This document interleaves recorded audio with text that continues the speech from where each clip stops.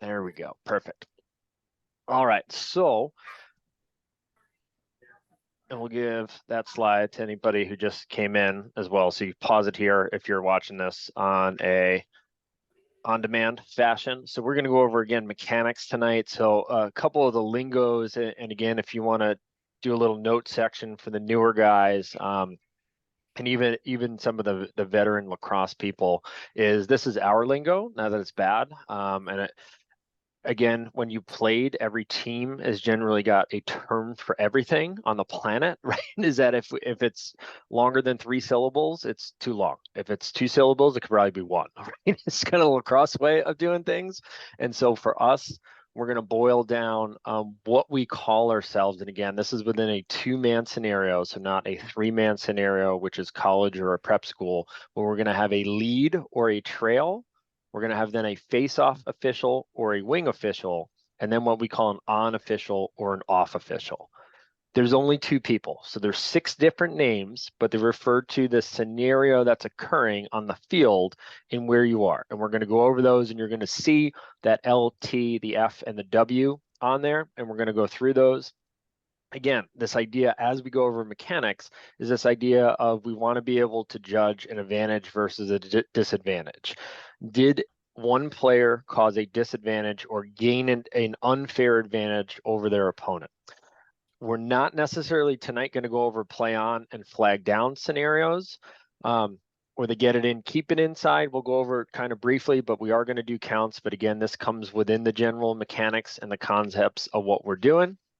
The other side too is thinking about what's going on the field. So this is, I always give credit to whoever taught me these things. So this is Lou Sochi out of the Western board. It always had this great kind of idea of, as you're officiating, there are 3 questions you should be asking yourself all the time. And he would pretend to be chugging along as he told his story, right? And as, again, we'll go through it as an official, but it's going to be, where did I just come from? Where am I going, or where am I, right? And where am I going? So those 3 kind of phases, and he kind of teaches it within, if you're standing on the crease, I just came from down the field, now I'm on the crease, and then I might be going to the end line to call a shot. He then brings a little bit of comedy into it of, I just came from 60 yards down the field. I'm currently out of breath, but I'm watching the goal, and man, I have to run again, and I'm really not looking forward to it, right? And so if you start thinking in that mentality of, where am I going? Where am I? Where did I come from? The mechanics kind of get easier and easier and easier. And at some point, I can't even do them remote justice, but it's always the, hey, is dinner coming next, right? Where am I going at the end of the game? But we're going to talk about that in terms of make sure we're always on in terms of that dead ball officiating. So with that said, we're going to start with a whole bunch of pictures and things like that. Again, feel free at any point, jump in on this. And so when we're in a settled scenario, life's going to be pretty easy, is we're going to have a lead official, and that's leading the play versus trailing the play. And when we're leading, our number one goal is always the goal, to make sure whether or not we have a ball entering the goal and a goal scored, whether that's a shot going out of bounds, anything in the crease, the goalie. This is our number one concern. As we're a trail, we have everything else going on. We'll continue to break those down, but everything else is a trail. So again, it gives you a really good idea as the trail. Looking in, we're looking at all the other stuff, and the lead is looking at the goal. In terms of where we stand, we'll go over where the lead is. And so that lead wants to be close to that, what we call that goal line extended, that trail, just like this official right here.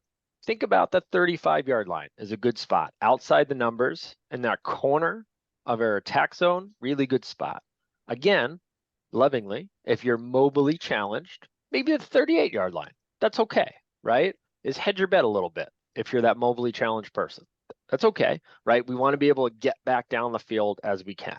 As we say, we keep getting older and we keep getting slower every year, and the students stay the exact same age and the exact same speed, right? So we need to be aware of those things coming in. Rob, you want to talk just a little bit about lead left with that first picture? Yeah. Go ahead. Yeah, so the term we often talk about is lead left, which means when you're the lead official, you're working toward your left. Your goal is to your left. And when this trail goes in the other direction and becomes the lead at the other end, again, it's to his left. That's how you determine where the L and the T are going to be. Thank you, sir. And so now we're switching terms on you already, right? This idea of on and off, and now all that's changing, right, is responsibility. So when we talk lead or trail is our position, on and off is responsibility. We're going to imagine if we then split the field in half from pylon to pylon, we now have split responsibilities. The lead has everything in this top right half of the field. In a split, the trail has everything in the bottom left.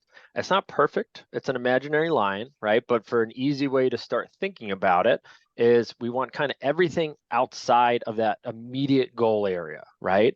But again, if the ball is at X, let's say, trail might be looking directly in front of crease, right? Is there a cutter? Is there a hold going on? Is there stupidity going on? All the above, right? And so we're going to, again, be able to switch off of those things. But for the lead, the biggest thing is not only the goal, we're also going to watch that end line, right? For the trail, we need to be aware that we can have a fast break or a Gilman where they chuck the ball down, right? And we need to get to that far goal. We also have the midline, which is our over and back scenario. And the most important thing, while we're circled here, and a very super good note if you're taking them with us, is you have to watch the shooter. Somebody has to watch the shooter or the passer, because if that shot goes and then that shooter gets crushed, the lead is watching the ball go in. The trail has to watch that player. You want to miss the goal, right? And you want to watch that shooter and lock on. That's always the toughest thing is the trail, to continually mentally remind yourself, shooter, shooter, shooter, shooter, shooter, shooter, as we said last week, right? You're saying it over and over and over and over and over again in your head to watch that scenario. Good so far on everything? Dan? Rob, can I ask a quick question? Yeah, of course. So two things. So what if the shooter is, right in back of the net, the trail's still watching the shooter because the lead's constantly watching to see if it's a goal? Correct. And Same then thing is, and then are you going to get to the concept of double whistle? Because I know for us idiots that do basketball, that's a big no-no. Do you guys have that in lacrosse? How do you prevent it? Like, how are you thinking about that? explain. I'm not following on the double whistle. The double whistle would be, so the scenario would be over, I'm just looking at your screen by the L, there's a slashing foul. And so you throw the flag up and let's say it's on the offense, so you have to blow the whistle as well.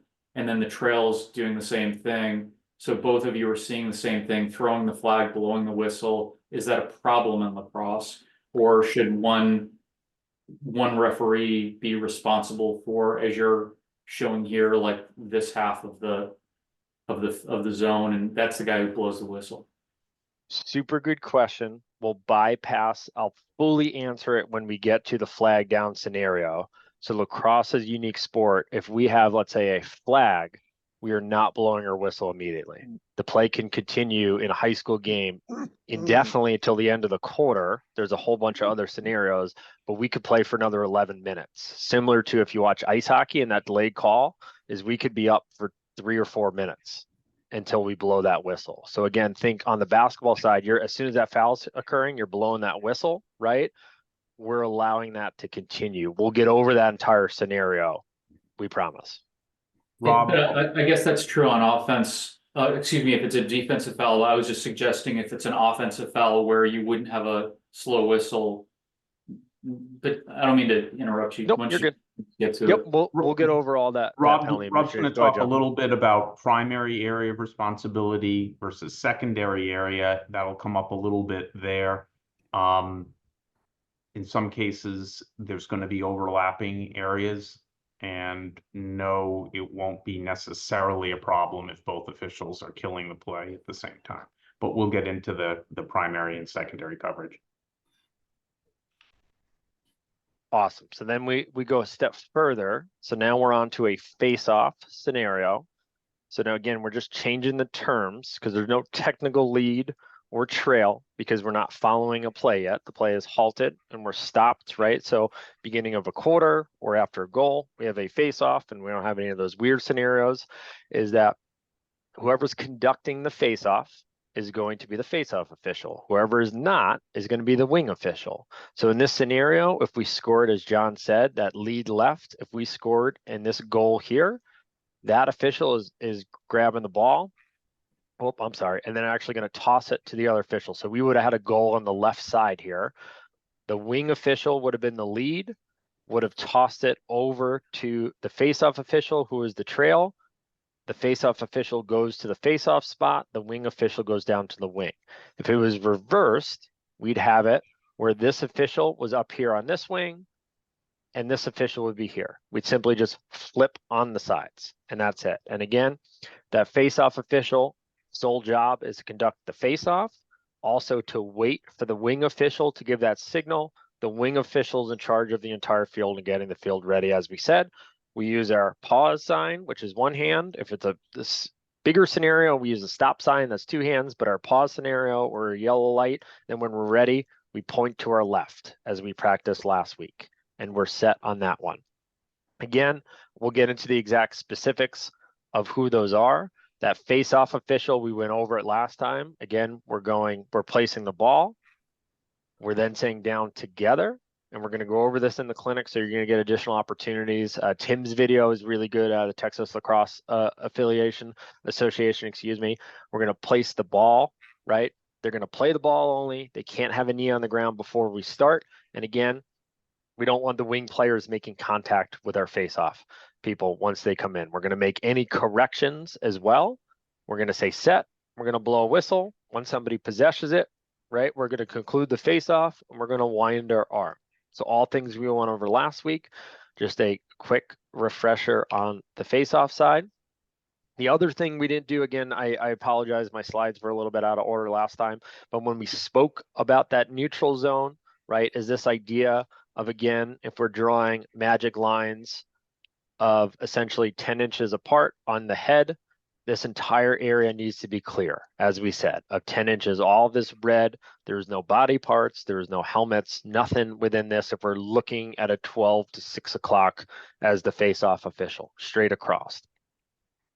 And same thing, so more of a 3D up and down, we're looking straight, nothing up in that neutral zone that we want. Again, we can correct them in a high school game. So if somebody's leaning, or we have a body part, or if we have a leg, we don't have to touch them. We can verbally adjust them and give them a chance to make that correction. Just remember everything to the left of the throat, right? When you see that, can you just go back to the neutral zone for 1 sec, Rob? So you're noticing everything to the left of the throat is where the player is, where the helmet is, everything. And so, pop quiz. Which wing set on the left or the right, and why are we more concerned with if we're the wing official? So even if we're on this far side of the field, over here, were we concerned with the left or the right side, and why? Somebody go ahead for me. Don't make me call people, please. Right. Why? Right side. The right side, because they're impeding the progress of the other player. I think even simpler than that. What scenario is most likely going to occur? We're not impeding yet because we haven't started the face-off yet, but what's most likely to occur? You're gonna hit Let's each walk other. through this a bit. Yeah. Go ahead, Andrew. Somebody's either probably gonna trip or hit each other. Okay, that's the first thing. What else is occurring? They're Probably gonna break the plane. Potentially, Probably they could go over the line. Yeah. And what's the third item? I think probably the most important. Can you hear this picture talking? I can. Yeah, they're probably talking smack. Right? They're probably talking smack. And then to that point, what then leads after that smack talk, right? Is then that push, that impotence, right? All of those fouls that occur, right?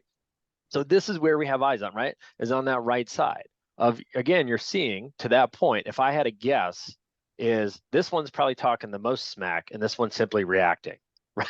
right? If we can take a wild gander of what's occurring on that wing. So as that wing official, we might, even though they're closer, we might take our eyes off of the far side of the field here, or excuse me, the near side right next to us, and look on the far side.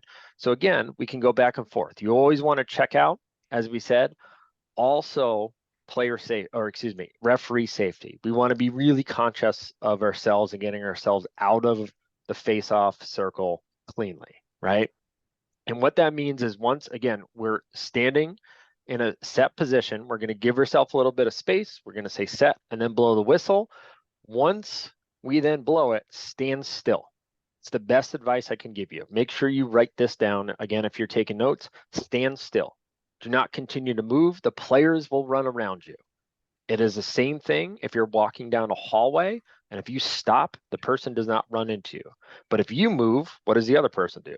They also move directly into your path, right? It happens all the time. It's human nature, right? So if you stand there, they will run around you. You will often see, if it's very tight quarters, you will see guys put their arms up. I generally put them down, to be totally honest with you, right? In that fashion, and put them down because I like less getting hit in the midsection or lower. Other guys will stay high like this as well. You want to try to get as skinny as you can in that scenario if people are running by you. But again, you're going to understand your exit strategy before you even go in. Same thing on the wing. And where this is not only an exit strategy, you might move yourself out of the way. Like we had in that last slide, if we have, and this is kind of okay, but if they are all the way down at the 40, I don't want to be here as an official. I want to be outside of that, right? And so on the flip side, if they're on the inside, I can stand a little bit closer because they're going to make a direct line to the ball always. So I don't want to be inside of that line. If I'm this face-off official and they're very outside, take a look. You might want to communicate with your partner as well if they don't see it, right? I might say, hey, take a look at the wings, or you got a pole on your wing, and remind John of who's behind him. And he might adjust and come out at a 3 o'clock position, right? So little simple mechanics of how we can get out. And the same thing on our possession, be mindful if it's a quick possession, you might want to delay that arm. You can be verbal as well, but the last thing you want to do is a quick possession and I wind and I'm smacking a player or I'm getting myself injured. All right. So simple ways to kind of think about it. When we then have a possession, and let's say the team who is moving to the right of our screen, we now are moving from the face-off official over to that lead. And then if the ball is in this corner over here, we are now the on official. So we have a lot of things, right? But we're using all three terms at the same time. That face-off official, if that ball goes down, again, their primary goal is the goal. So we're going to loop the best we can. If we have to run straight and trail the play, that's fine. If we loop outside, there's a good chance we're going to keep ourselves safe. And then if we're this wing official, we might be a little bit slow because we're probably going to have subs, especially if we're in an upper level game. Some of the JV games, we're not really running full sub packages, but think about a varsity game, or if you watch college games, you have an entire face-off unit. We have 6+ people maybe changing. We maybe have attackmen coming off and defensemen coming off and doing midfield subbing and things of that nature. So we might have 8 or 9 people run by us. We can be slow. We can go to the first pylon. We can wait. We can listen to coach if he's got any bad jokes or green bean casserole recipes, as those are really the number one thing that all coaches share at all times. Mark's not laughing on that one. That one's okay, right? And then we move to the next pylon as well. Might listen to that coach for half a second and then come in. We don't have to spend a lot of time, right? But we can watch the entire field from this back position and be okay. Take our time coming in as the wing in the trail. We don't want to take a minute, but if we take 10 or 15 seconds, more than okay, because again, this lead, watching the goal, we have the rest of the field. So again, we want to kind of keep our cone of vision, I call it, right? Our cone of vision nice and wide, the best we can. Couple things real quick. So first of all, what are you thinking as trail that you absolutely don't want to miss, guys? Offsides. No, nobody cares about offsides. What are we gonna make sure we get? What's the big call you have to get right as trail? Personal fouls. Hint, we Oh. talked about it earlier tonight. Over and back. Crack, You're kids in the looking- hospital. The kid's on the ground, helmet's cracked in The half. light hit. Who's- You're looking Who saw the it? light hit. Shooter, shooter. shooter, right? The late hit. So we want to make sure that we're thinking about that. And I wanted to add one piece as the lead. If you're going to write a couple things down, these are two good things to write down. One on the trail, remembering to get the late hit, the shooter, very important.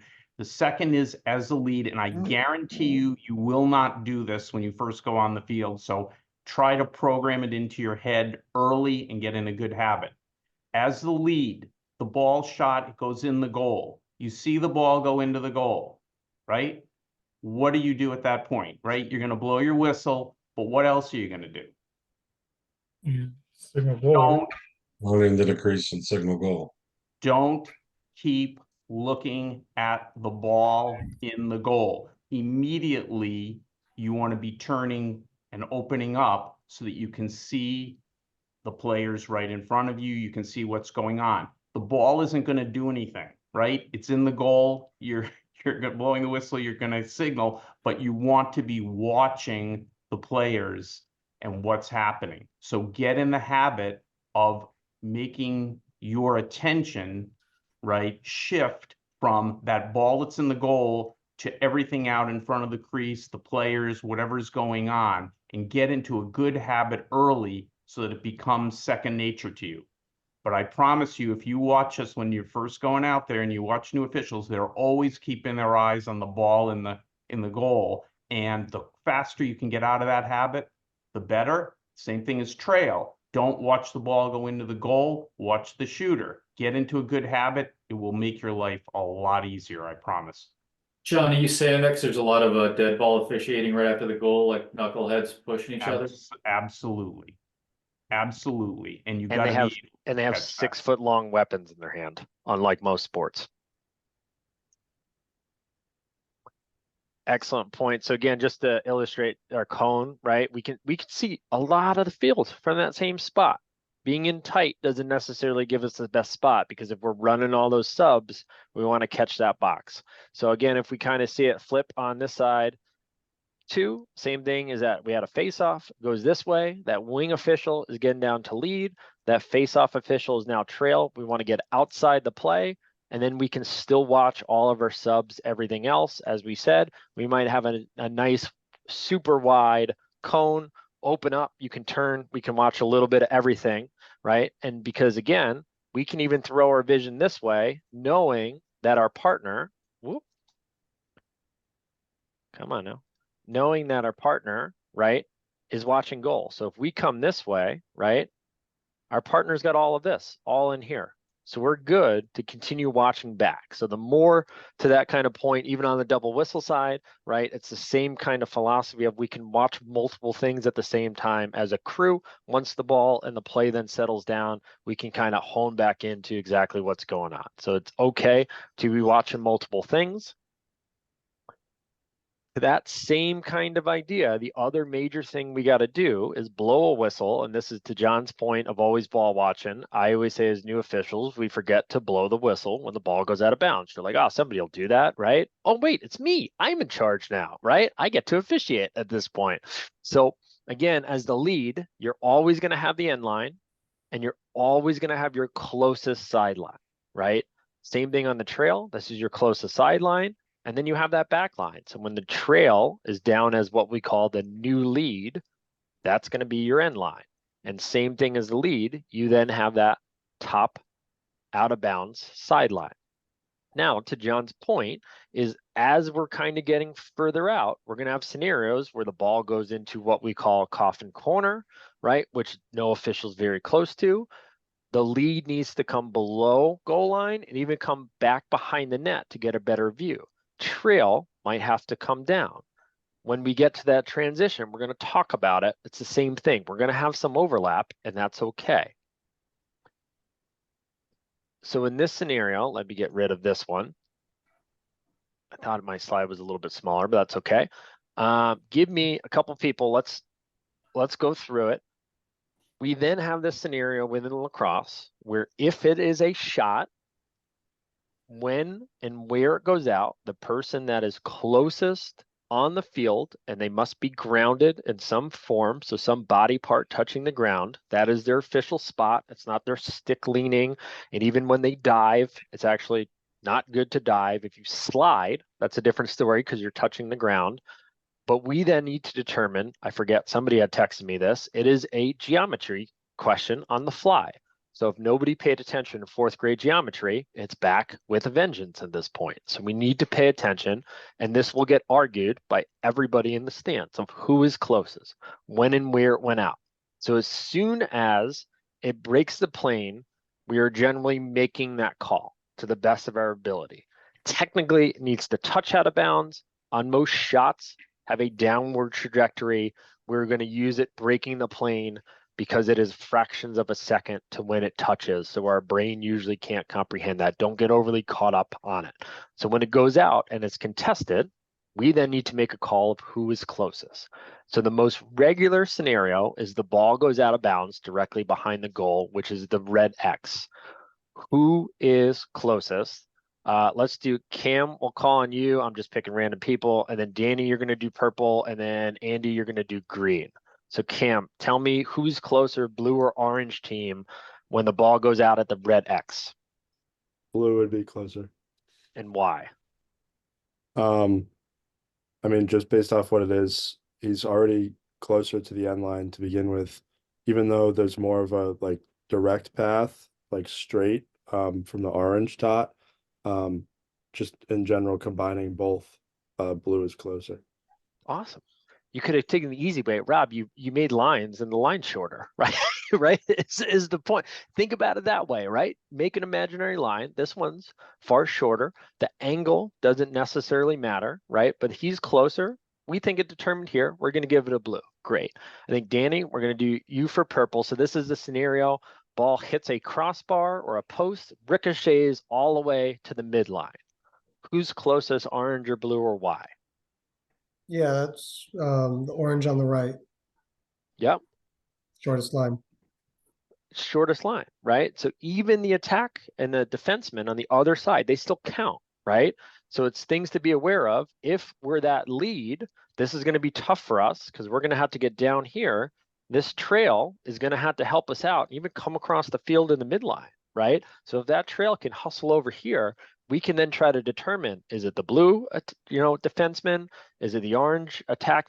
Whichever the scenario is, right? Just try to see who it is. It might be this person closest, believe it or not. Awesome. And then Andy, for green, same scenario, player took a shot here, or even from GLE and headed all the way to the far pylon into our coffin corner. Who's actually closest? Well, I mean, orange is closest to the ball where it goes out. Correct. So- And what are most parents going to yell? And this attackman going to yell? Blue was closer to the end line? Yeah, I'm closest to the end line. Sir, how do you not see me? You're 30 yards away, right?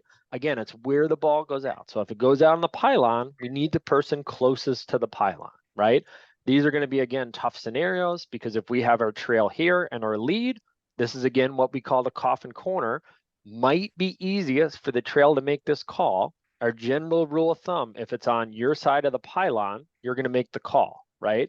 Okay. If it's on that outside in the end line, it's going to be this lead official. But again, help one another out, right?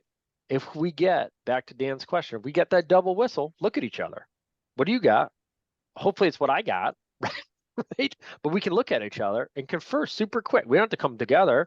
But and the same thing, if you know what it is, if I'm this trail, I'm gonna get orange, orange, orange, orange, orange. John, I have orange, right? So John knows, even if I'm not paying attention, I am super confident in my call, and it's really easy to sell that call. We're not trying to get a wrong one, right? But if John's 50-50 and I come in super hot, John's gonna go with what I say. But if John blows the whistle, looks at me, and I go, I don't know, man. We're all up a creek, right? Without a paddle, real quick. Couple things ahead. I want to add here. One is, and this is a rule change for 2024, but the question might come up, well, what if the two players are quote unquote equidistant from the spot where it goes out of bounds? What do you do? And in the past, although almost no one does this, you would have an option to use alternating possession. They changed the rule for this year. They took that out. They don't want you using alternate possession to judge who is closest on a shot when it goes out of bounds. So you have to pick whoever you think was closest. Don't use AP. That's a change for this year. Second thing, remember, as Rob said, the player has to be in bounds, right, to be closest at the time the ball crosses that end line plane. So even though the ball didn't land anywhere, you're judging it based on where they are at the time the ball crosses the plane of the end line, the sideline on the shot. And the player has to be in bounds. So if the player has a foot out of bounds at the time it goes out, they don't count as closest. That's number one. Number two, if the player who might potentially be closest lost his stick and dropped his stick when he was running to get to that spot to get closest, he's not properly equipped, he can't be closest. So to recap, you're judging it based on where it is when the ball crosses the end line or the sideline on the shot. You're judging which player is closest. They have to be in bounds at the time that it crosses that plane, and they have to be equipped so they can't have lost their stick, for example. Rob, did I cover all that? Super awesome. Yeah, same thing as John said. I don't think anybody's ever used AP. It's a really tough sell because it means that it's literally perfect distance, right? It's tough. Use your best judgment. There would be times where you're not going to be 1,000% sure. If I move this orange person closer, think whoever had the closest step when you feel the ball went, right? Is sometimes the easier call, even if that defenseman is screaming in and running really fast, right? And that attackman is there and the ball's 50 yards away already. That attackman was there before the ball hit when the ball hit the plane. So I think in that scenario as well. Again, if they're passes, do we have different outcomes when they're passes versus shots? Yeah, right. Yeah. Is whoever touched us last is no longer going to get the ball, right? So if you threw it out of bounds or deflected off of you, it goes to the other team, right? And so we're going to make in a deflection case, and we're going to go over the signals. We hit our fingertips nice and high. I like going super high, right?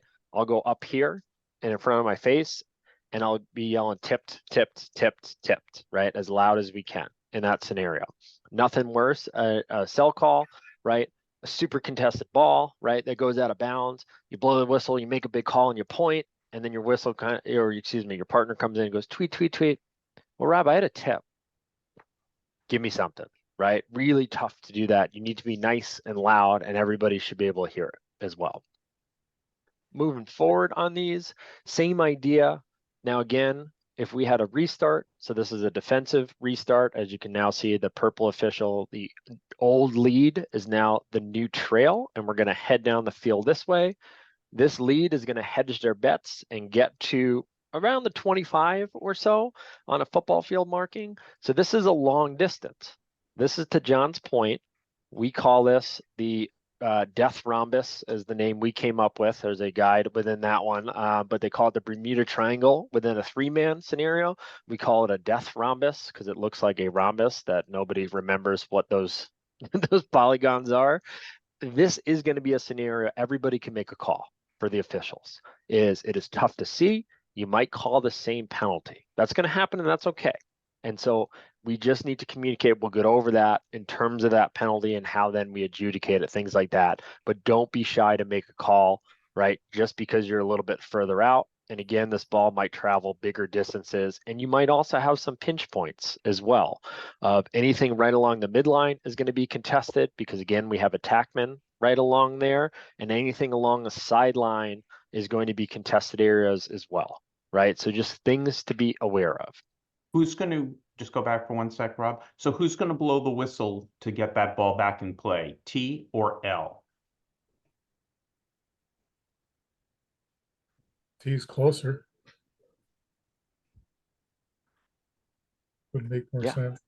Yeah. Would it- And It's on their side of the pylon. Yeah. yep. And my tip too, you don't have to come super far, right? But come a little bit towards the middle of the field, as you see, right? Tease up a little bit closer. if this is a very controlled, meaning maybe it was a timeout or an injury or something like that, I might start here and say, hey, everybody, the ball's going to be here. And then I might move back to where T is, right? You're going to start a little bit closer and then move back, right? And then blow it in. And then you want to move up the field on the outside. Lee gets to hang out here. And again, think field division, nice and big for lead, right? Trail is going to concentrate on the ball. And then as they get up, is going to increase their vision. When the ball gets down, Lee gets to shorten their vision a little bit. One other thing, how does T know that the ball is inbounds, that the player is inbounds and is not, for example, straddling the sideline when he's about to That's a good restart? one. That's a good point. What signals do for we have as sure? officials? The lead's got to watch for that. That's his sideline. So, right, Yeah. so we're, and what's this mean? Right. We're, Balls in we're play. paused Ready or for play. yellow, right? Is we're paused. And then the same thing, I'm going to point towards my goal. So John, if John's T and I'm L, if I'm up, and as soon as I see him cross over to inbounds, I'm going to give John a point, right? So even from 70 yards away, John and I can communicate super basically, and he knows what I'm doing. Nobody else in the stands has any idea what I'm doing, but this simple here to here gives John the okay, especially on a quicker restart, like a pass that went out of bounds, defenseman picks it up, tough to see. Yeah, you don't want to be starting the play as T and the player's out of bounds when you blow the whistle, right? You want to avoid that. So you're looking to your partner, he's letting you know, oh, he's in bounds, bang, there you go. So you're always watching each other on restarts. Give me, we'll pick Lee, Sean, and Dan.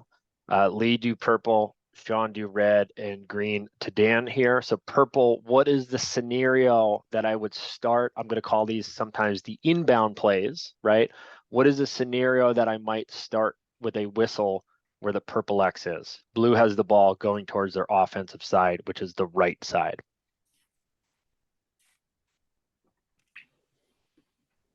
After an offsides. Yep, could be an Right. offside. Give me a couple Yeah. other ones. Could be face off directly after a face off. A face-off violation. Yeah. And then give me Yeah. one other one where I'd see most common where I'd start from there with the ball. Over and back. Yeah, well, I'll give it to you. A time serving foul, over and back isn't one, right? But a time serving foul, right? Where now we have a man up scenario, we're gonna get to start there, right? Sometimes super good. I'll give you those. Who'd I Would give? you start there? Would you start there if you were doing a no face off to start a Correct. quarter? Yep, correct. Same spot. Very good. Green, who'd I give that to, Sean? Or which color did I give you? I thought it was red, but Go either for way, it. Go I for don't red. care. Whatever. Pick one. Right, so it's either an out of bounds and a restart on a missed shot or pass deflected. Is that what you're Yep. looking, I guess? So Yep. those are the two really that And would and happen then here. there's a super odd scenario. We'll go over it. This is in the weeds a little bit. But if it was a shot, and let's say the defensive team called timeout, we can technically start in the box. It's the one time we can start in the box because the play that preceded it was still a shot on this green one. So it's the only time, if you were to move them out, it's not the end of the world. I've only been called out one time, and that was, again, in a scenario, just to give it to you, is the ball was starting here. There's only 2 or 3 seconds in the corner. Those 10 yards do make a difference in terms of that capability of maybe scoring, right? So just to know that nuance as well, same thing. That's a very easily correctable. Coach says something, right? Coach, you're right. It was in continuation of the shot. Hey, everybody, we're going to start here. Partner, we're going to start here. Other coach, we're going to start here. As everybody know, we're starting here, right? Over redundancy on your communication is not a bad thing. Who'd I give? Dan? Oh, go ahead, Jen. No, I was going to give you one more on the red X. Are you still working on that one, or? I think we just did green X, right? So we're going to do red X now. Okay. Go ahead. Yep. Dan, go ahead. John, I'll let you do your, the one that I'll miss. You go ahead. Go ahead on the No, red. so, I would say, out of bounds, on the, what's tantamount to the top, out of bounds, sideline, or, out of bounds on the goal line. Obviously, if a personal technical foul near the outside of the box, you take it from there as well. Yeah, in particular, if there was a loose ball, let's say technical foul in the box, and the ball was going to go to the offensive team, right? They cannot restart in the box, right? The offensive team cannot, the attacking team here, right, cannot restart in the box after there's a loose ball penalty, for example. So you're going to bring it outside. Yeah. Personal foul too, John? Yeah, in general, the offense, and I'm being careful how I say this, the offense, meaning attacking that goal, is never going to start in the box. The defensive team going out, right? Technically, they're the offensive team because they now have the ball. They can start in the box, but the team attacking that goal is not going to restart a play inside the attack area, right? This is oh, this is the penalty real quick. That's what I was going after. So again, we're going to go over how do we actually report the penalty. But again, is what we talked about, right? What are you doing? Or again, the field set is the person that's closest to the bench at the midfield line is going to report the penalty. So the trail on the far side is going to come across. Just as we said, we won't spend too much time in this, but this is what we mean by getting the ball ready, right? You want to tell the team, you're going to say, hey, right, in this scenario, hey, Blue, it's your ball. Blue, it's going to be your ball side right. Blue, it's your ball side right. Hey, keeper, we're going to have ball side right. We're going to have 1 man, 1 minute, whatever it is. I might purposely, I'll say it in that order as well, because I'm not necessarily 1,000% sure what John called. In a 2-man game, I am. In a 3-man game, they might be discussing. They're going to tell me again what the time is. I'm also going to see it on the scoreboard. In a 2-man game, you want to tell your partner right away, right? So John's going to go, hey, I have a slash. It's 1 minute. Excellent. Blue, it's going to be your ball side right. It's going to be 1 man, 1 minute. Goalie ball is going to be side right, 1 man, 1 minute. I always tell the goalie as well. The goalie is usually the best communicator at any level. So they're going to tell the rest of the team, right? And so again, super simple things like that we can do to help ourselves out. Same thing here. This trail is going to report it. I'm going to explain the same thing. And then when John turns back around from reporting the penalty, we're ready to inbound that ball as quick as we can, reducing the amount of time that all of our dead ball officiating takes. Again, don't worry about the reporting. We'll get to that. Go ahead, John.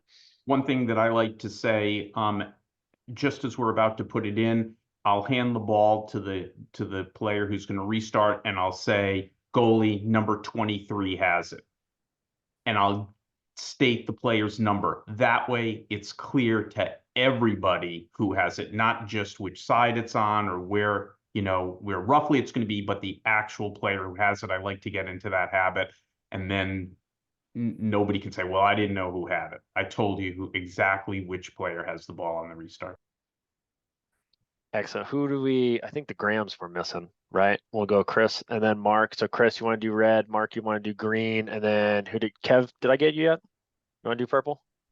No, I'll be purple. Awesome. Do you want to do purple first? So we're starting, ball's going left. The defense has it. What might a scenario be that we get the ball and we're going out of the zone, as we call it?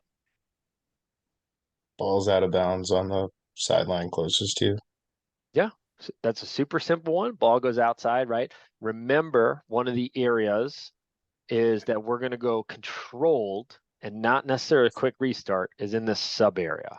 Anything in the face-off area, anything in this substitution area, we also want to be controlled, because the last thing we want to do is blow a quick whistle. Somebody comes racing out of the box and they get crushed like the video we saw, right? It's a very easy blindside scenario that we can prevent as officials by also moving this player. We're allowed to move them all the way to the wing line, believe it or not.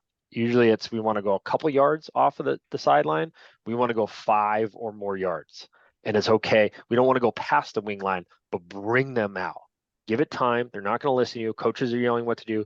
Bring them out. Move people back. Take your time. What's the one other scenario we might have as a restart here? Penalty? Yep. A non-time serving penalty, which we'll go over next week on the technical fouls, but like a loose ball push, it's your ball now. You get it exactly where we blow the whistle, right? Who'd I give? One Mark, other give quick Green? point. John. Any restart within 5 yards of the substitution area, you bring it in at least 5 yards. So either way, 5 yards from the substitution area on either side, right? You bring the ball in 5 yards. So it's actually extending beyond. Rob, can you just point to like the end of the substitution area on the screen so they can see where that is, right? So, right. So anything within 5 yards out of bounds there, you're going to bring it in 5. That's That was a different crazy than any mark. other place on the field, right? Where you're usually just bringing it in a yard or so. My dry erase went bananas on that one. Mark, you got, I think, Green. Is restart off, I mean, like a save? You talking about like a ground ball or a save by the goalie, or you talk about dead ball restart? Yep. So we have a whistle and we're going to restart the ball. What might be the scenario that we can start it right outside or even inside the crease? Could be the same thing where a goalie gets ground ball and it was a technical non-serving penalty and quick restart going the other way. Yep. Could be a crease violation, could be a push, right? Could be any scenario like that where the offense committed a foul. The defense, as John just said, can start anywhere, including the crease area, believe it or not, right? Again, just as a reminder, for at a lower level, youth or a very low skill level JV, we might encourage them to take the ball outside of than just the crease, right? Is you're allowed to coach a little bit and use your best judgment. If you've seen that goalie, if it is already running time and we're at a mercy rule and the goalie has had struggles completing a pass, let's give it to a defenseman outside, right? Be smart about it. The last thing we want is to be restarting in that crease. The goalie's already having a bad day and that goalie's going to make a turnover, right? We don't want to be overly judgmental or stereotyping, right? But especially in youth, sometimes an easy scenario, somebody runs through a crease, hey, defenseman, go run outside and restart the ball, right? Chris, we had red, please. Yeah, chasing the ball out of bounds and defense was closer, so they get the ball over on the Yep. sideline. Started there. Would it be if there's a time serving penalty called in that ends of the zone and it's defense's ball, they'd start it on the outside? We get a free clear. We get to advance a Anything zone. time serving? Yep. Okay. Anything time serving, you get to advance the zone and you get to start in your offensive. So these would all be 9 non-time serving, Yep. right? Which would be fine. To that same Yep. scenario, it could be a crease play that we moved outside.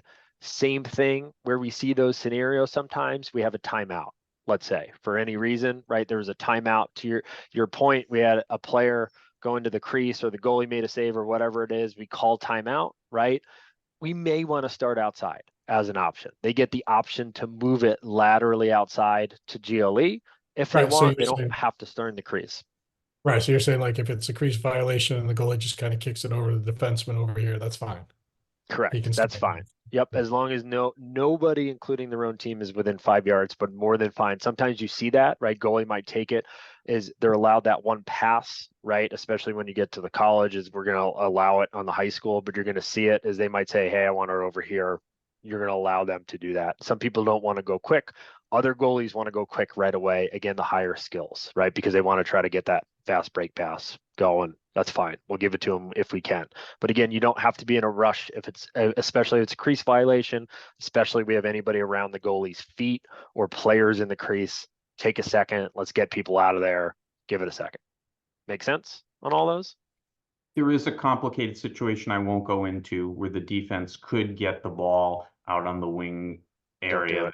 Don't do it. With time Don't do serving it. penalties, but that we're going to save that for you Don't for do it. later. Don't do it. in the- Don't do in it. the- Don't do it. Have a 2D. So again, as John said, right, this is really good in terms of, again, obviously this is a collegiate game, but really good idea. We don't care about where the ball is in the net. We're watching this defenseman or even the offense talking smack to everybody else, right? A little bit of a powder keg scenario. Really, really good shot of we don't have to look for the ball in that scenario. Well, let's go through these. We got about 12 of you on, so we'll kind of go. I'll do Chris, Mark, then Andy in order. So 1, 2, and 3. We have a goal scored. Where do we restart the ball? Face off at X. First trick question. You got it. I like it. Mark, we got a time serving foul. in the offensive zone. I like it. I like the two of you are on fire tonight. Andy, 3. Shot retained by the offense would be at the top of the offensive zone. So if the shot here, I'll give you the example. Shot is here. Where would we restart?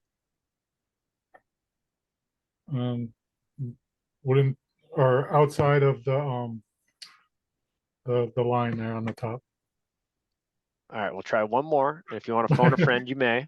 Shot goes out at my X. Oh, the Where do shot we went out rest- there. Yep, right They there. would pick it up 1 yard in from the line. Excellent. There you go. You need to Okay. phone a friend. You're perfect. Got it. Let's see. We'll do Sam, Danny, and then Lino. We'll give you a try at 6. We're gonna give you a tough one, but Sam, go ahead with 4. Wherever the ball went out of bounds. Correct. Easy peasy, right? 5, Danny. Loose ball. That's that would be like the spot of the foul, right? Because you kill that right away. Yep, spot of the foul or where the whistle blows, right, is where we want it. So again, that's where it goes. Great. Well, hold Lino, on. we're giving you. Hold on. Depends which team the foul is on. Unless it's in the offensive zone. All right, let's just make it's a loose ball push. You're gonna get it right there in the midfield here. I'll make it easy for you. Loose ball push occurs here. Everybody happy? John's looking at me. He's like, "Ah." All right, we have an offside call. Lino, you want to take a guess on this one? We're throwing you to the wolves. Yeah, I have no idea, but I'll take a guess. So if it's offside, I would say it would go to the defense on that same spot, the spot of the offside. Yep, spot where it was, right? So the same thing is if the ball, right, where we blow the whistle. So even if the ball is down here, right, I should probably change my color, but even if the ball is down here, and this is where we notice the offside, the defense, who now becomes the offense, gets the ball where we blow the whistle, right? So they get to pick it up right there. Coaches will yell that they want it up there, but again, it's where we blow the whistle, right, on those technical fouls. So I'll give you a lot of help. Is it like soccer offside where if you're on a shot, or is it offside? It's not. It's not. It's just essentially, again, we have a maximum count of players. So on offense, you can have 6 people on your half, a minimum of 4 on the defensive side, and then 7 on the defense when the ball is there, and then 3. We'll go over all that with you. Yeah.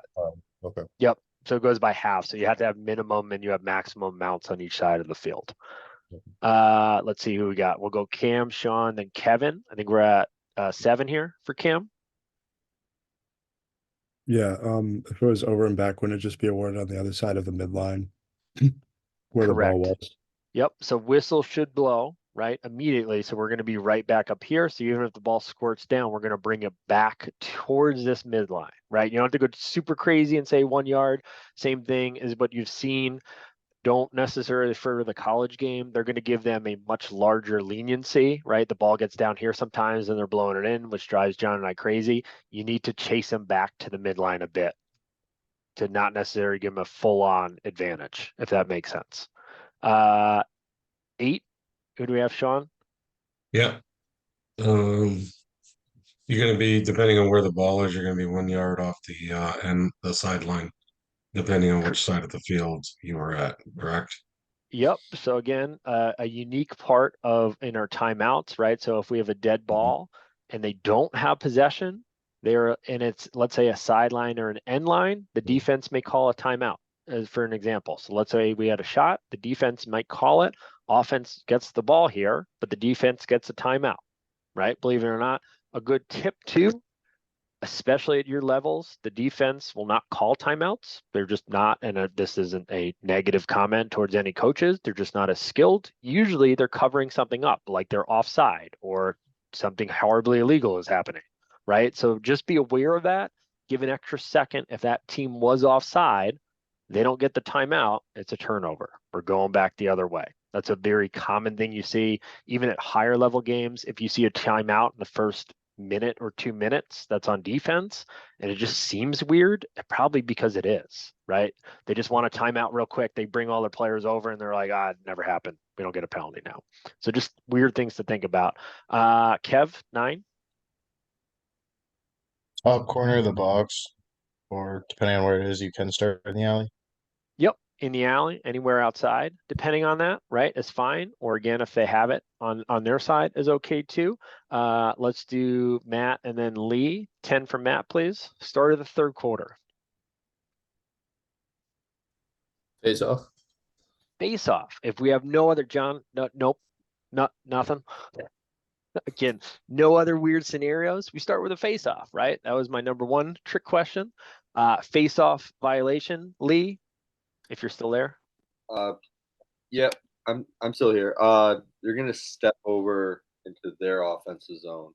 Correct, right? Even if it occurs here and we're going this way, right? We're going to allow them to bring it over, step over the line, blow the whistle. We keep everybody, again, the face-off has not concluded. We keep everybody restrained behind their line, right? Great. And then again, if we have a no goal because we had a crease violation, we can start in the crease or we can start anywhere laterally outside if we want. More than okay. Try not to let them go too far up the field. We want them going lateral or starting with the goalie. Again, depending on your skill level, goalie's probably yelling, I'm ready, sir, I'm ready, whatever it might be. We can award it once we're good. Sound good on all those? So, good. Question on the last one, and I know you've talked about it before. So the coaches have an option for a crease violation, whether so you give them a choice, alley or crease, or at the like varsity level, they're starting in the crease. Yeah, the team does. It's not necessarily the coaches, right? As we're all, and I'll allow John to correct me if I'm wrong. If it is a full, what I call full dead ball, meaning a timeout, we're walking back to the field. The coach says, "Hey, if you told me, hey man, my goalie's having a rough day, could we start outside? I'm gonna go put it outside." Right? I'm not even gonna argue. I'm just gonna put it outside because I know what you're doing. Right? I'm paying attention to the context of the game. Right? If the scenario, the ball's in the crease, goalie picks it up, I'm ready. And coach says, well, I want it outside. We're starting that play because that goalie's ready. Nobody's within 5 yards, right? If that goalie takes it and rolls it and starts yelling, Joe, go pick it up. Joe, go pick it up. We're not penalizing the goalie. We're going to tell Joe to go pick up the ball and let's get it outside and get going, right? And to that point, you can start anywhere near your defensive end if you have the ball. So if Joe is here, I'm okay. I'm not going to chase him all the way to the alley, right? If he's got nobody near him and he's saying, I'm ready. If Joe has one shoe on, no, mouthpiece, and he's again thinking he's playing, badminton, I might tell Joe to go outside if this is a youth game, right? And the youth games are the best. I go, where am I going? Johnny, let's come with me, right? Right. And you're going to bring them over to that point. Use your context clues to give you that answer, but they can, again, within reason, go outside if they like.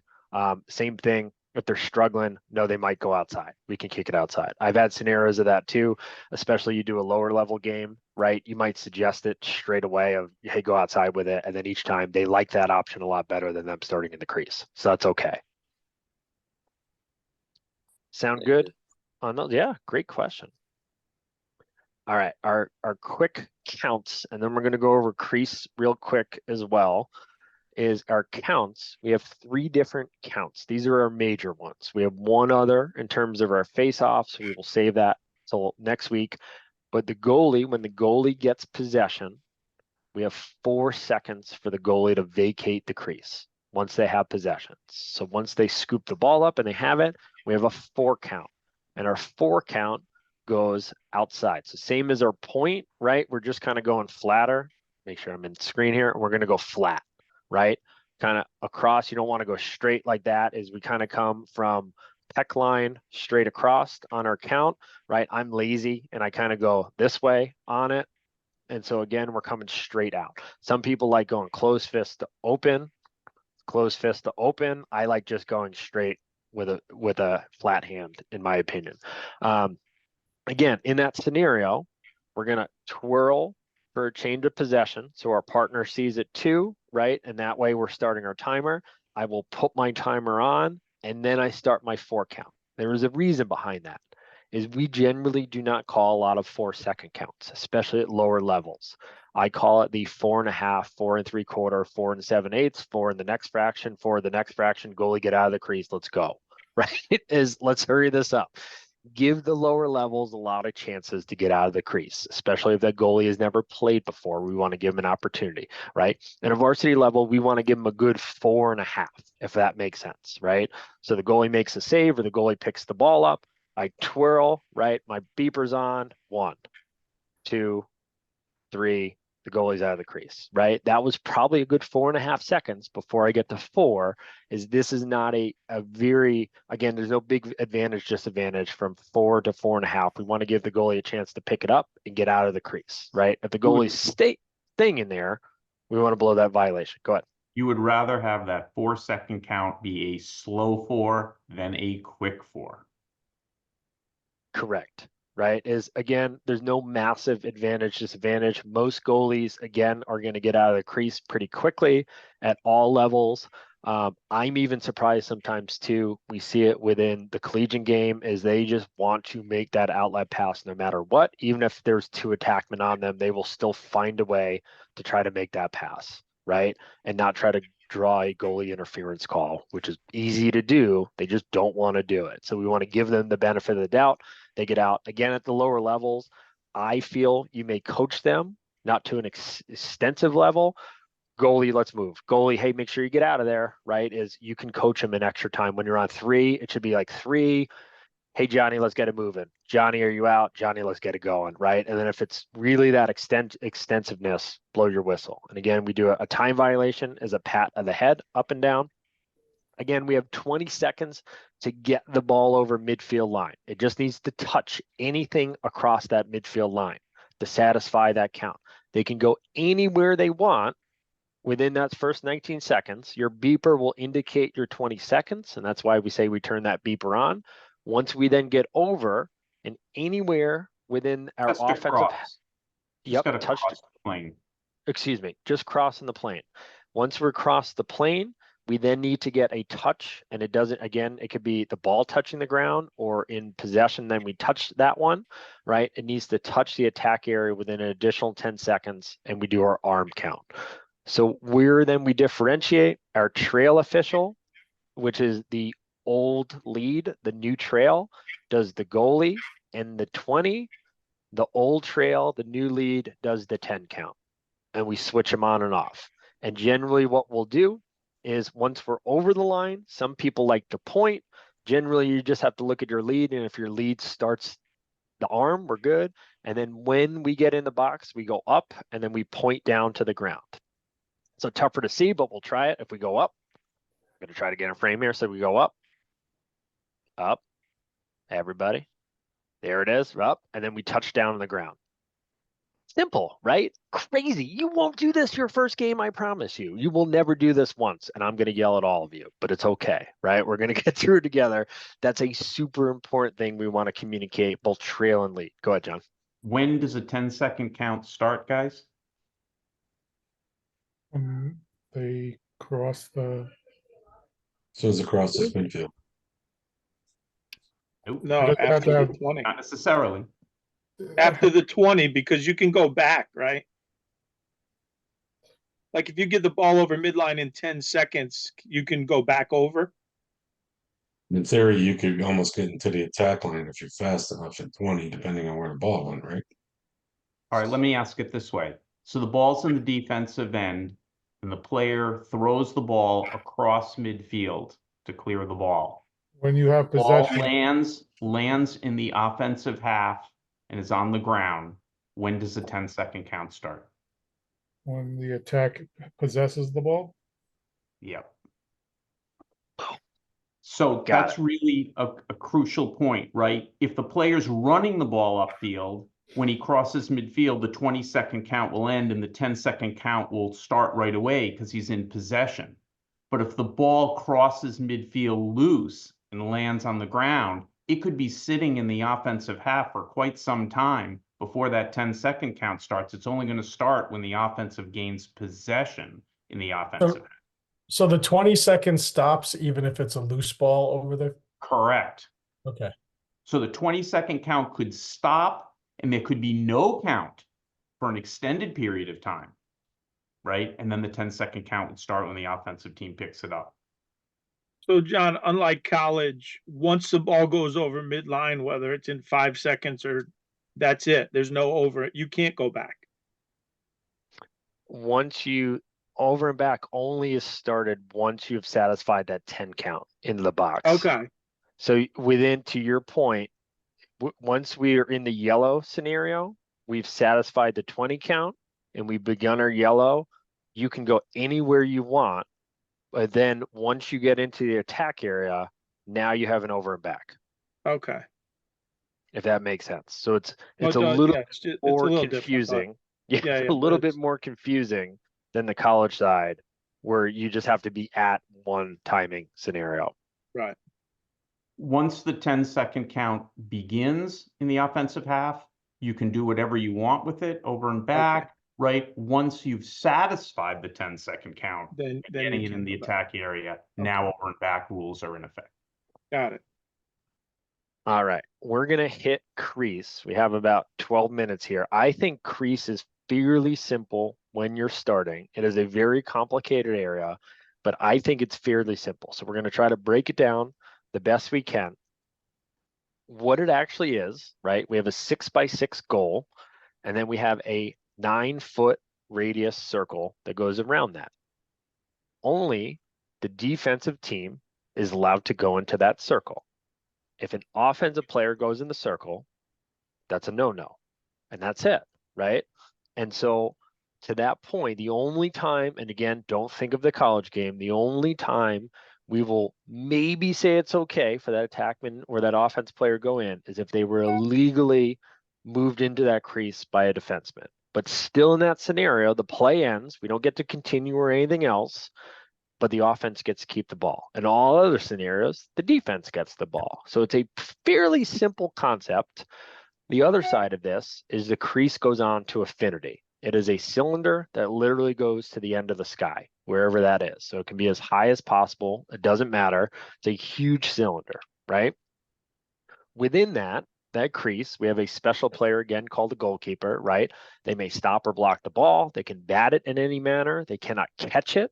They cannot roll it into their stick, but they can bat it and use their hand, right? They don't. They generally don't, but they can, right? Within that, again, it's to mainly protect the goalie, right?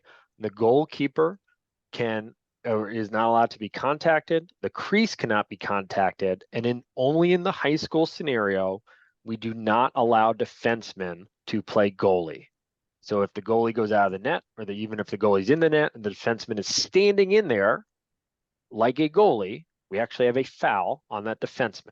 Again, think safety. It's unlike college. So if you watch the Syracuse Maryland game, we had a scenario where we had 3 defensemen playing goalie in the net, right? Get that out of your brain, right? Is again, remember we're dealing with high schoolers or youth. We don't want them standing in the front of in the path of a shot without the proper protection. So we have a technical foul in that scenario that then gets escalated if it occurs in additional time. Within that idea, the goalie may extend that crease. If they are grounded within their crease, the crease is now a cylinder plus a little blob, believe it or not. So as we see this goalie's foot, we now see that the crease goes from being a cylinder that's straight up in a 9-foot radius circle to the crease is actually all the way out here. Again, this is a little bit more rare, but it does happen from time to time. The most common, goalie makes some type of a save, the ball pops up, the goalie reaches out, and if they are grounded, they are good. Now, what's wrong with this scenario? Goalie's not grounded. Perfect. So goalie is no longer in the crease. The cylinder goes back to just being a cylinder, right? They no longer get this. If they were to be on the ground, now they're part of the crease. But this is a legal play. Goalie is not in the crease. Well, We may make contact with the goalie. well, hold on. If the goalie Last point of where they left. yeah. Just, I mean, yeah. I got go you. ahead. Go ahead. He made You wanna- these for the Utes. Okay. Basically, if the goalkeeper's airborne, he is where he last touched the ground. Correct. If he was in the crease, he can jump up. He's still considered in the crease. But if he was completely outside the crease and jumping up, no. Yes. For the sake of learning. I got a question with that. Go ahead.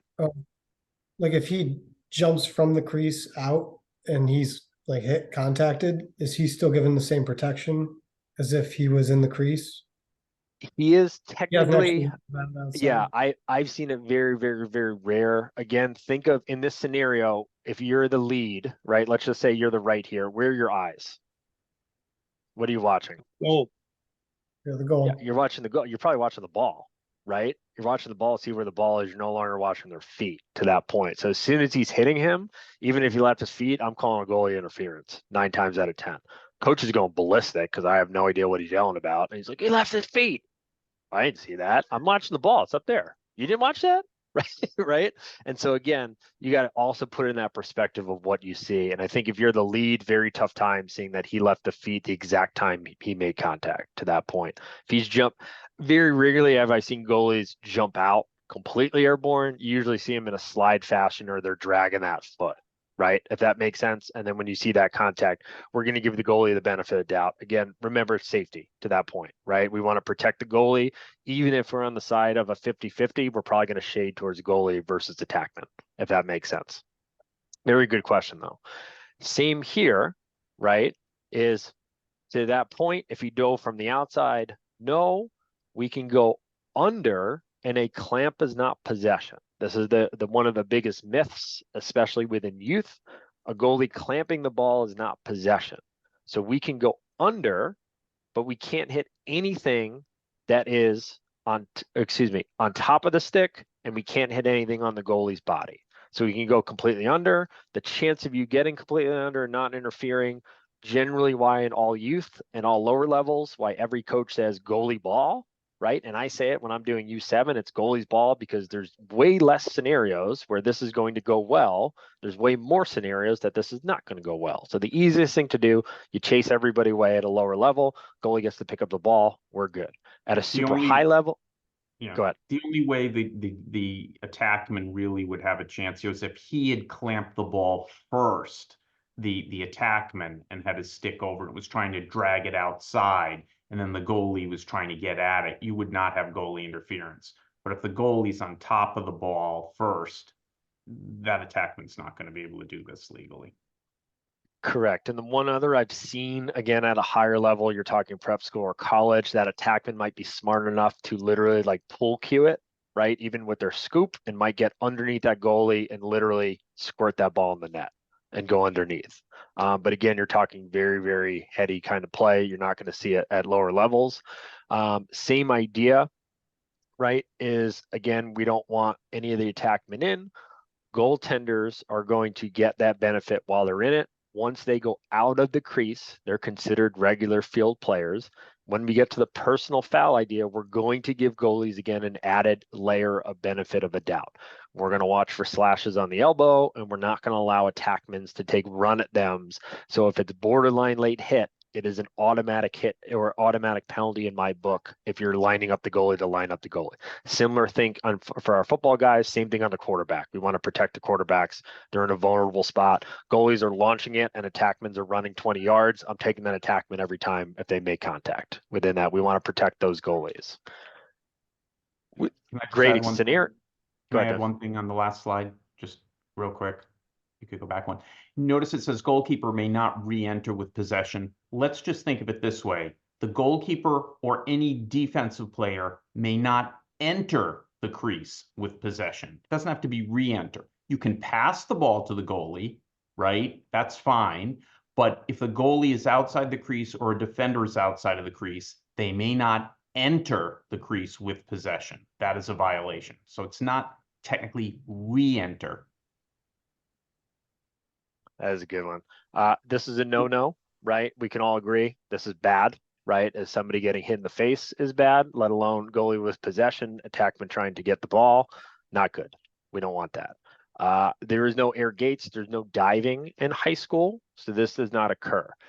The only scenario, and no human being has pulled it off yet, if you were to literally launch yourself and land completely from starting outside and landing all 18 feet across, completely outside, we haven't seen it done yet. So just think anytime they're leaving their feet under their own volition, it is no goal. Every time in high school, they cannot dive. They cannot do anything that they can jump up and land down, and they can also walk through the crease after the goal is scored, meaning the ball is completely through past the plane. They can walk, their momentum may take them through the crease. That's the only ones we like. No leaving your feet under your own volition is a good way. So same Rob, thing. Oh, sorry. Go ahead. I actually saw it in the Division I game this year. Earlier this season, the guy jumped. It wasn't from the back to the front, but it was across the goal mouth. So he wasn't going the full 18 feet, but he went pretty far. And he did take off before he was in the crease, and he did land outside the crease. So I guess when we're talking about that cylinder in a high school or youth game, that's still good. I've never seen a high schooler do it to that same point. Yeah. I agree. I've seen college kids do it, right? To your point, they take smaller chunks out of that radius, right? And like this, jumps this side. I've seen them go this way, which is fine. And I've seen them come up. I've never seen a high schooler do it successfully. Something always lands to that point.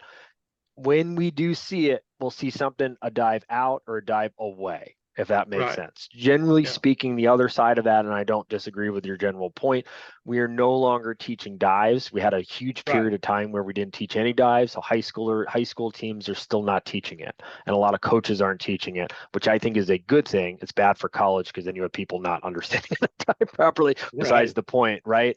But especially at younger levels, they're just saying don't do it, period, right? Because it's a 0.1% chance. To your point, a very talented Division I player, yes. Your kid doing, Windsor JV, never going to happen, in my very humble opinion. Oh no, it's never going to happen there. Right. Same thing if it is illegal contact, right? And they end up in the crease on that one. Again, generally speaking, is we're going to give the offense the ball back, but the chance of them being in that crease after the ball went through, very, very slim scenarios. So again, take everything you've learned on the college side and throw it out the window within that. And again, remember, just for time's sake, I'm just going to go through these super quick. Remember that goal is scored, right? When that loose ball goes entirely across the plane. If it's on the line or still have a portion on the line, it is not a plane. We have to be fully across the line. So now we have a goal. I don't know why they zoomed out so much. No goal. We have a goal, right?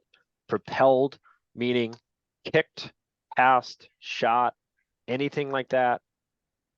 Defensive team flag down. We talked about that. That's that weird scenario. They cannot score in that scenario if we have that flag down. Same thing as John said last week, that goalie who starts with the ball, think the youngin, right? Puts that ball past the plane, drops the ball. We give the goalie the ball back at those levels. No, not the goalie's team. The other team gets the ball. Excuse me. My apologies. We give the ball to the other team, but it is no goal. That's why John is here. That's new for 2024. Correct. Again, just the idea, as we said, I know we're super close on time here, but again, in terms of that other side, that trail right along that 35, I always say right in that corner is a good spot for me.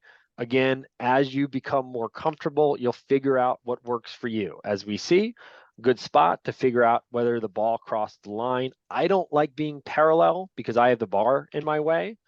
You might want to be above it, on it, or below the goal line extended. We generally say, the joking rule of thumb in training, you will start below it when you're first starting out. You'll eventually be on it when you're not a good official. And when you become a good official in year 2, you'll be above it. And that's okay, right? Go where you're most comfortable. You're also going to go where the players are. If a player is dodging from this side, you might have to go below. If a player is coming from X, you might want to be above. To that same point, I am very, very cautious because I've been hit enough times. If the player is on the opposite side, be aware of where they're shooting from. If they are at this angle right here, there's a good chance it hits a post and comes straight across on you. So you might want to stand even further upfield if they are in that sharp angle, because that ball comes out, and you don't want to be behind, because if they shoot and miss, you're in a direct shot as well. So find where you're comfortable, give yourself space, if that makes sense. I've been hit by more ricochets than anything else in my career. They come off weird. Sometimes you can't avoid it, but if you can try to get out of spots where you think it's going to go based on an angle, it saves you a lot of grief and a lot of ibuprofen. As we said, above, on, below, as they said, right? The ideas of we're probably good here to this one, I would say a little bit closer. If this is a 2-man game, really difficult to be able to see this. You're relying on your trail, right? This is an old kind of version because they're on the wrong sides. But again, we have to see this. We have to see a crease line. We have multiple lines going on, and we got to see where he lands and the ball goes in. It's a lot of stuff. It is a lot of stuff. Worry about the goal first. Worry about the crease second. Let your partner try to help you pick up a foul because your partner's watching that shooter, right? Same idea here, nice and close. I think same thing going through here. And with that, we'll go through that one next time. Quick questions, going to show you then a 10-second video, and then we're done. Questions Just on anything, Real Crease? quick on that. Go ahead. Real quick on that last Yeah. field you showed with the multiple lines. Oh, this one. Is that another part of the pregame where you want to go up to the home coach and say, hey, just want to make sure which lines we're playing as the out of bounds, and then let the other coach know, and then Yeah, you can generally look on your own when you first get the field. That's a really good pregame thing. A lot of guys do that are not named Rob Holub. I am terrible at it. Always, I'm always figuring it out the first play, and it is an awful snare to be in. As a player, we never figure it out until we're Yeah. You're usually it's for me because I'm usually in a different headspace, and that's the first play, and I'm like, oh man, here comes this weird sideline play, and I have no idea what color we're playing. Very good officials. John is one of those, but there's a lot of good officials where usually right before we go up to do the lineup, we're playing blue, right? And it's awesome. And so we'll remind each other because the mid lines are often different colors, sidelines are different. There's a lot of different things going on. And sometimes as well, our end line goes through the middle of the end zone in football. So you might have a fourth color. You could have multiple sidelines. We have women's lines, or girls lines. We have soccer lines. We have rugby lines. We have football lines, right? I think that's about it. And then you also have usually the shot put and the discus lines for the track as well, depending on where you're playing. So to that point, know what you're playing, have a general idea. Generally speaking, all the lines are the same color, except for that midfield line 9 times out of 10. But to your point, very good pregame talk with your officials. And then if you need to ask coach on it, 9 times out of 10, the assistant or one of the assistant coaches for some team, including the whole team, comes, what lines are we playing today? And you're like, I don't know, man. We're going to figure this out and go through them. Super good. Any other questions we got? All right. Last one real quick. Leave you on a funny, and then we'll let you go. And John and I'll stay on. As we were looking for video, I found a fantastic clip. So this was Fairfield Prep versus Staples in June of last year. And just to give you an idea, so this is in quarter time, so 0.25 time on YouTube. This entire clip will take 2 seconds in real time. The Fairfield Prep team felt that the blue player went early. The sound is not matched up, so I can't tell you yes or no, but we allowed the play to go. So take an idea, and I want you to focus in on this coach right here. Blue player goes. We are at 1 second of reality time. 1 second. You can read his lips, and he says, early. The ball goes out. I'm not hearing any of it. Think of, as we say, right, of when you get to faceoffs, and even at the JV level, I'll play it one more time, going through here, you will get reactions that are not necessarily based on what they're seeing. Again, that is 1 full second of time has elapsed. We're now at 2 seconds right now. The ball is out. The coach has already reacted and has been able to say early within 1 full second. You can't hear the whistle in time. You can't react to what you've seen, and you clearly can't say anything else. So I play this in love and jest. They're all Fairfield Preps coaches are really good. I'm telling him he did not go early. I'm this guy right here. This is Al, who's on as well. Al is just hanging out, putting, I don't know, a candy bar in his pocket or something fantastic, right? And so again, just for the sake of have some levity to it, right? Is again, a lot of us who have coached or played other sports or play it as well, you're going to have to deal with that throughout the game. This was longer in the game. Prep was not winning, right? Is somewhere within the second or third quarter is we were getting the early call no matter what, right? It doesn't matter what happened. You were seeing it, you're hearing it immediately. Don't necessarily let it affect your game. Take it in, talk about it, because what we did then as a crew is we said, hey, they feel they're going, white feels blue is going early. Are we seeing blue go early? And we can discuss that. And we can have a legitimate conversation of they're full of it or they might be onto something and we need to make that call, right? So I leave you with that. Through our research, it's funny, I told John that, is that it was a 2-second clip, and sure enough, you had a adverse reaction by a coach, right? I've done it a million times. You're trying to get a call. It's okay. As an official, don't get overly worried or in your head about it as well. With that, we'll send again the additional info out tomorrow. Practice your signals. We're going to do a lot of signals on camera next week as well. And then John and I'll stay on if you got anything. And then the last one too is just make sure if you haven't, email Dave any of your availability stuff, or if you're something different or unique. And then if you haven't texted me, shoot me a text too. Sound good? Thanks for hanging out for a couple extra minutes here, and we will see you next week, everybody. Thanks, guys. Thank you. Thank you. Got it.